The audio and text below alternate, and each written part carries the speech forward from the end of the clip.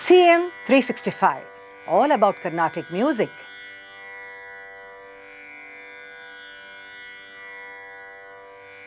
For the past few years, I've been teaching students music, but I've always preferred to teaching individually. That is, either it may be that they come personally to my place or via online.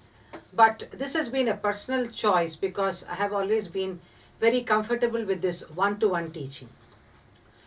But recently what happened is that a few months back, I took over as a director for one music institution.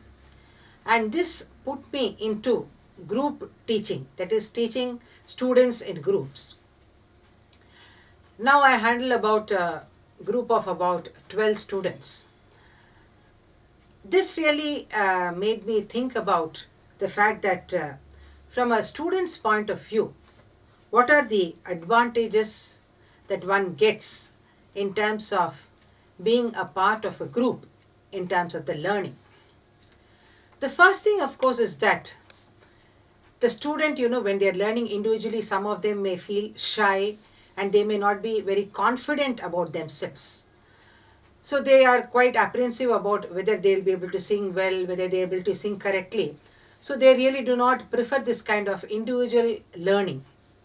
For these students, this group learning is a great advantage where in the strength of the others, they actually sing very well. So what happens is that even if they are having some doubts, they know that the others are there to really back them up. So that way the initial hitches get solved when you are a part of the group. There are also some deficiencies that each student may have. And all these, they get rectified in the course of time when they observe their friends, how they are doing, how they are singing. And in this process, they actually rectify themselves. Some students also, I have seen that they have this pitch problem in the sense of its pitch does not just mean about the sa-pa-sa, but aligning themselves well to each note, each of the notes. In the different raga context, we see that each note gets a different color dimension. So in some ragas, they have a problem in terms of aligning themselves perfectly to the pitch. But when they sing together, what happens is that they fall in place perfectly, and over a period of time, they learn to correct themselves. Also, we see that when we are teaching, we teach them a number of sangatis. Sometimes the composition may be quite complex. So also we see that in group teaching, it's not just about teaching once, like when I teach, first we teach the pallavi without the talam, we teach the whole structure for them to understand what is the basic structure of that particular pallavi, for example. Then we sing the pallavi with the talam. Then again we sing the pallavi. Then probably in the same class we may teach the anupallavi in the same way. So after the anupallavi is finished, again we sing the pallavi and anupallavi. So in this process, what happens is that some of the sangatis, they may not be able to actually get it right. But by repeated singing along with the others in the group, what happens is that they get their sangatis right. Another interesting thing is that in a group, we see that there are different levels of students. So for the students also, they see that some of them may be in a beginner level, some may be in a higher level, some may be very intelligent, and may be able to grasp many things very fast. For the mediocre student, looking at these intelligent students, they also are motivated, I would say, in terms of raising their bar and doing better. Sometimes we also see that there are range problems. Some children, they are able to sing well in the mandra sthai, some are able to sing in the tara sthai. So there may be problems in terms of being proficient in all the three sthais.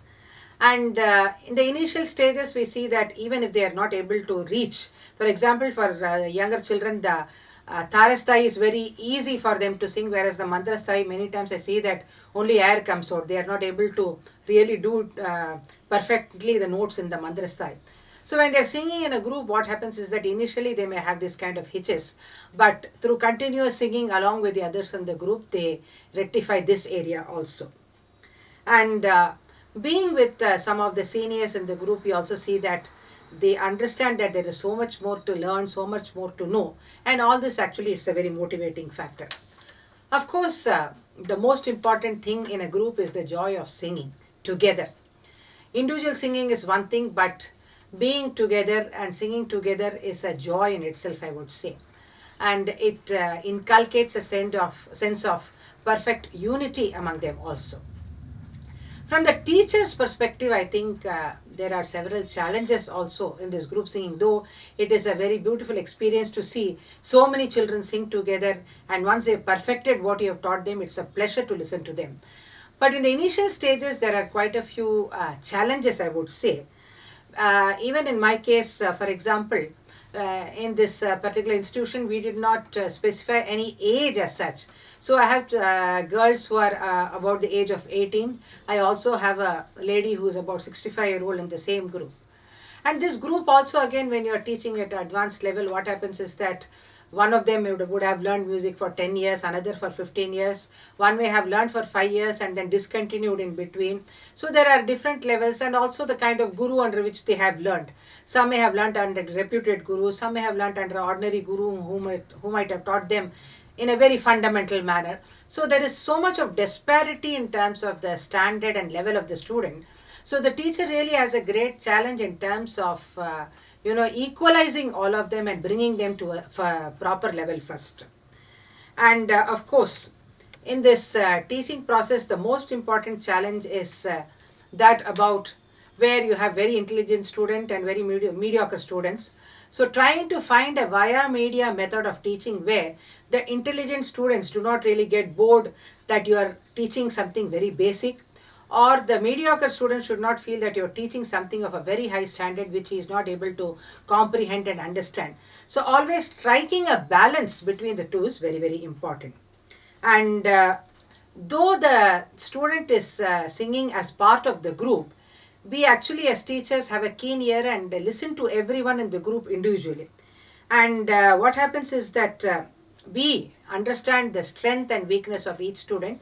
And of course, if a student makes a mistake, we definitely need to pinpoint that and try to rectify it. Of course, when they are in a group, you cannot really blatantly, pinpointedly say that you are wrong. You have to do it very subtly, make them understand where they have gone wrong and try to rectify it. And as far as the students are concerned, a balanced approach is required in terms of handling all of them. And as I said, there may be some very intelligent students in the group. So the teacher has to tactfully use them and show the mediocre students that they have to reach much higher level, that they have higher targets to achieve. And for the intelligent students, we have to always give them food for thought in terms of trying to make them think, at a higher level, trying to make them explore music at a deeper level. And as I said earlier also, any mistake when it is done in a group, the teacher has to rectify the mistake in a very polished manner.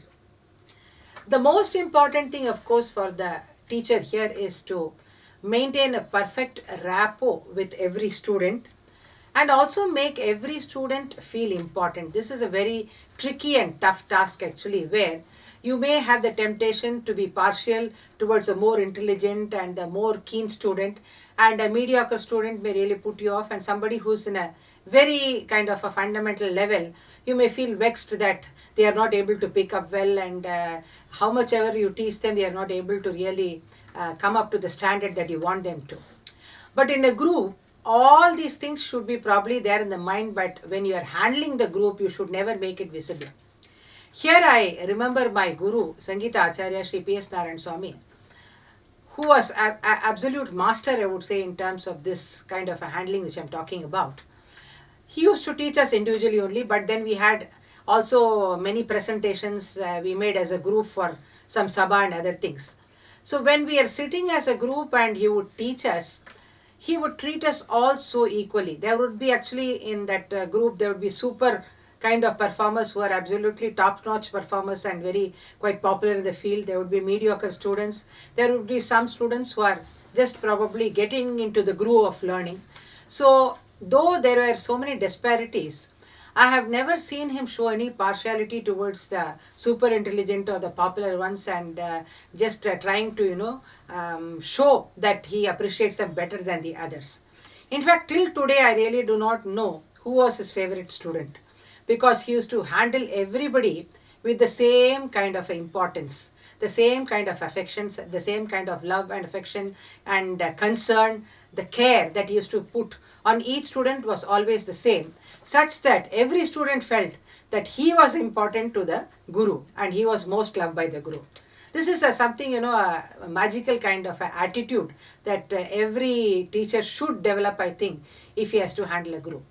Of course, finally, as a teacher, we have to also make them understand that though probably the students who are part of the group, they may not be able to make it big as great performers in the field, the joy of singing together again here is very, very important. And what a group can achieve together as one is something remarkable, something incredible, and that kind of a feel has always to be imparted in them, so that they never feel that they are not able to sing as much beautifully individually as they are able to sing in a group. So the strength of the group, the beauty of singing in a group, the unity that the group can evoke in them in terms of musicality, all this the teacher has to imbibe to the student. So thus we could say that group learning is indeed a wonderful experience, and being a part of it is a great experience for every student. CM 365, all about Carnatic music.